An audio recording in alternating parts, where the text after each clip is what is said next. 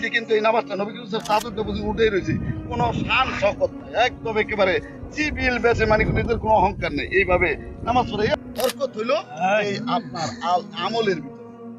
আমরা ইনশাল্লাহ কি হবো, আমরা সুদ ছিঁড়ে দেবো, কষ্ট করে খান, আল্লাহ বরকত দিয়ে দেবে। বরকত দেয় আপনার আমি দেয় তুমি ফোনের করছিল আজকে কোটি কোটি টাকার মালিক ভাই হয়েছে না, আল্লাহ বরকত দিয়ে দেয়।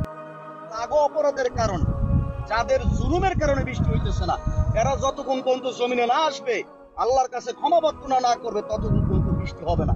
এটা আমরা যাই না নামাজ করিয়া এই এমুক করতে থাকবো, সারা বছর কাজ হবে না।